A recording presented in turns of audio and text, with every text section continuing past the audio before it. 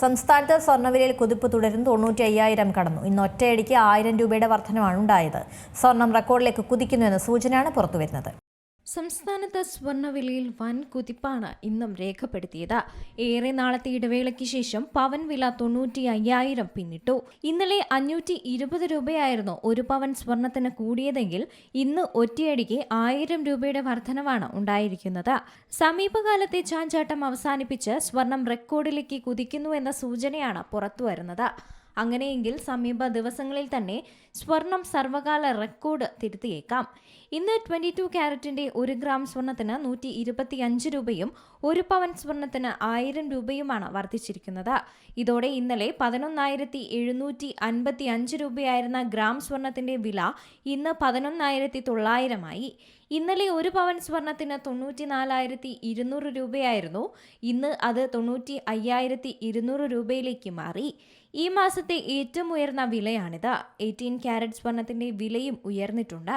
ഗ്രാമിന് 9,785 രൂപയായും പവന് 78,280 രൂപയായുമാണ് 18 ക്യാരറ്റ് സ്വർണത്തിന്റെ വില ഉയർന്നത്. ആഗോള വിപണിയിൽ സ്പോട്ട് ഗോൾഡിന്റെ വില $4,219.23 ഉയർന്നു. $62.91 ഇന്ന് ഒറ്റയടിക്ക് വർദ്ധിച്ചിരിക്കുന്നത്. ഈ ആഴ്ച മാത്രം സ്വർണ്ണവിലയിൽ 3.6% വർധനവുണ്ടായി.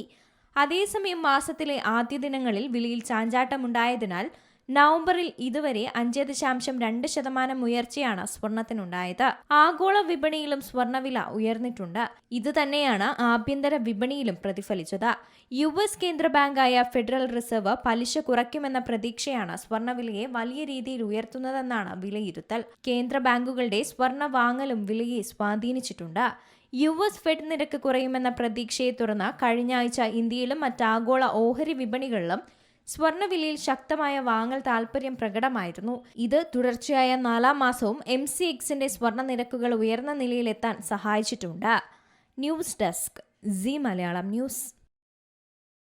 ഏറ്റവും പുതിയ വാർത്തകളും വിശേഷങ്ങളും വിരൽ തുമ്പിലറിയാൻ സി മലയാളം ന്യൂസ് എല്ലാ ഡിജിറ്റൽ പ്ലാറ്റ്ഫോമുകളിലും ലഭ്യം.